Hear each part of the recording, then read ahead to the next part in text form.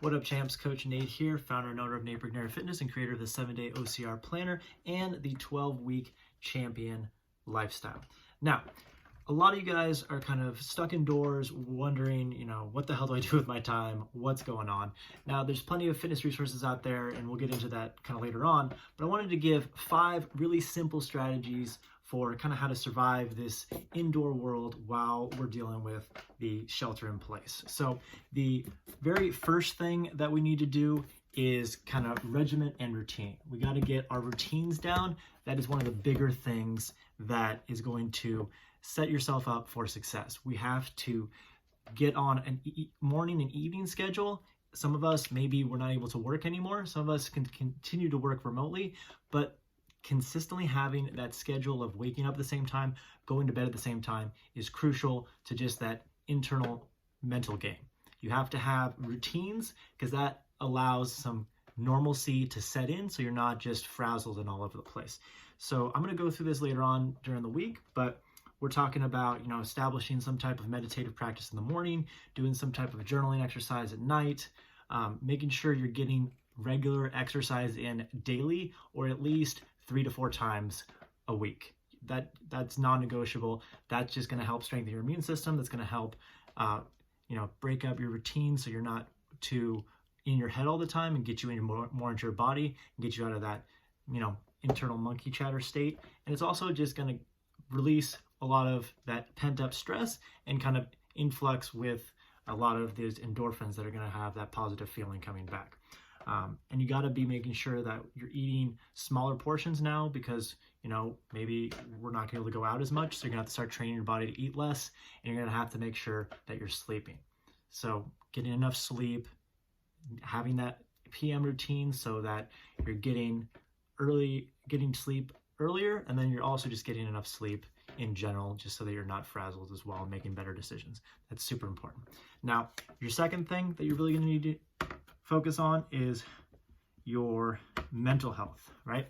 You got to win the mental game here. Okay, we're talking about quieting that internal monkey chatter, and that is going to require you to stop the obsessive compulsive nature of constantly turning on the TV and checking the news. Okay, now I know I love binge watching and know there's a lot of great series out there.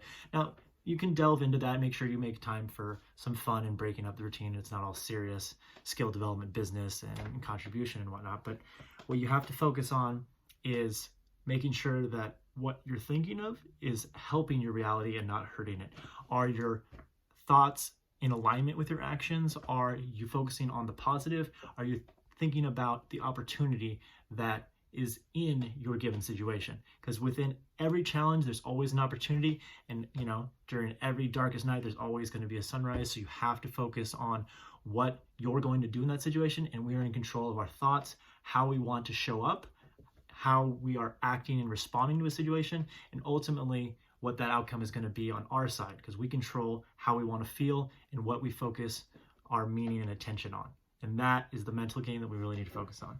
Your third part is what you're seeing now, which is creating a little bit of hysteria, is the preparing. You got to prepare. So the third part here is prepare.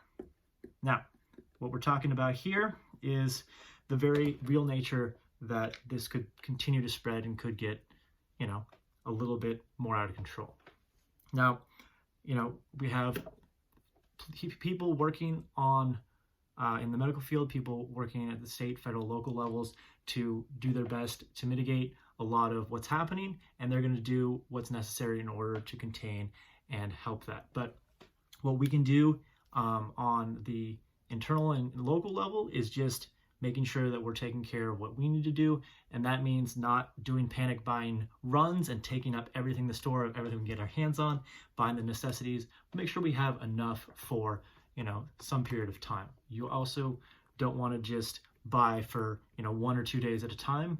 You're gonna have to buy for weeks at a time, but you don't want to buy everything all at once. You don't need 50 gallons of soap. You don't need 500 rolls of toilet paper. You need what would get you through the week. So try to think in 1 or 2 week increments, just so that you're working with what is available and you're not hoarding materials.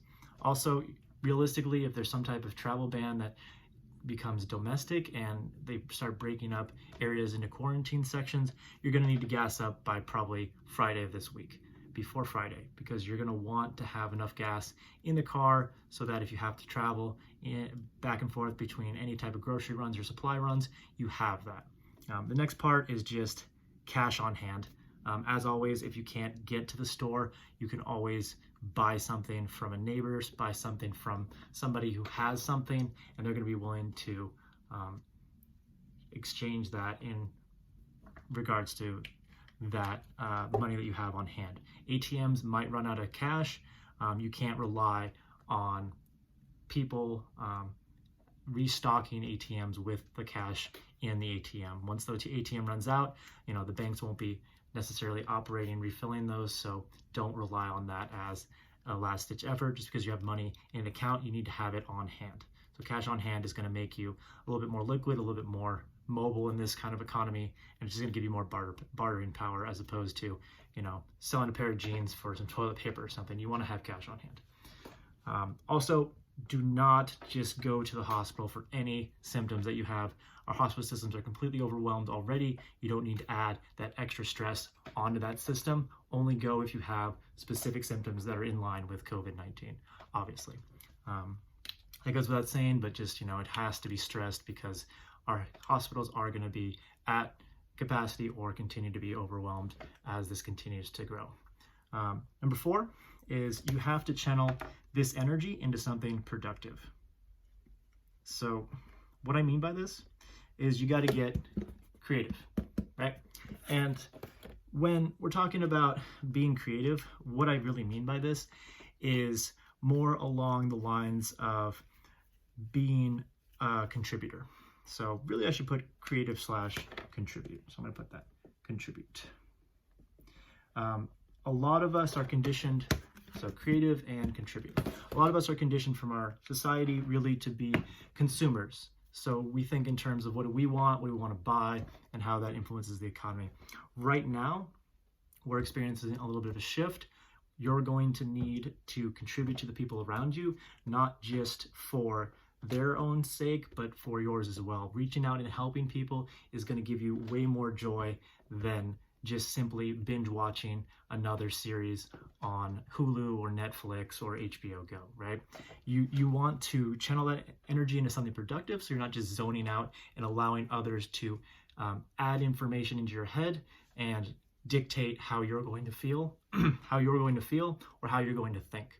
You want to make sure that you're in control of those thoughts, you're in control of the way you want to feel, and you want to create that positive emotion and those environments in your community. So contributing, supporting some level of local business.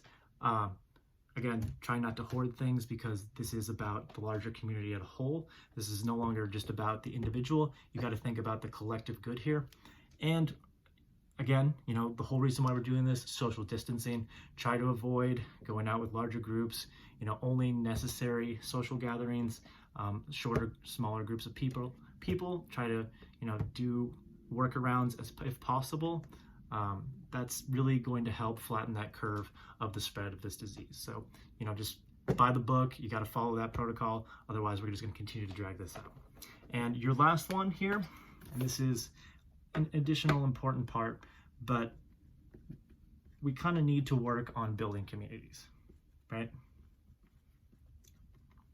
So building communities would be the 5th one. We need to connect with others. We're isolated a lot because of our routines from our daily lives. With our work, we go into a box, we drive in a box, we end up eating a box lunch, we work in a box, we look at a box, we have a box in our pocket. It's a box life within a box. Everything is just, blinders on, one way, right? And now that's been taken away from us. We're forced into almost confinement, and now everything is a little bit different. So we need to get back to, social dynamics, connecting with people, treating people with respect, building that community, fostering that supportive environment, again, encouraging others, wanting people to succeed, and then, just listening and respecting each other. This is going to be a challenging time for everybody. We need to be open to thinking outside of the box for solving problems, and we need to come up with collective solutions that benefit everyone and are not just me-centered, focused on one person benefiting from the scenario. Okay, that's really important. And ultimately, you got to realize this isn't about you. This is about the collective good overall. So with that in mind, I just want to leave you with those quick tips on how to survive this indoor kind of survival guide here. Routines and regiment and routines is important. Dialing in your mental game, your health and fitness, quieting that monkey chatter, making sure that you're focusing on positive thoughts, solution-oriented thinking, growth mindset, really preparing, getting the supplies that you need, making sure you have cash on hand, and just are prepared for scenarios should they unfold. Working on contributing, supporting local businesses when you can, ordering from local businesses, supporting, mentioning some of those services that maybe your friends do remotely, just things that you can do to help others, not hoarding supplies, and just that social distancing. And then using whatever skills you have, be they social skills or some type of skill set, to continue to build communities. That's really important, and that's going to help us weather this storm and really move forward in a better direction. So drop a comment below, let me know what you liked, what you want to hear more of, and I'll continue to dive deeper into these tips as we go deeper into the week. Day 1 in the books. I'll see you guys again tomorrow.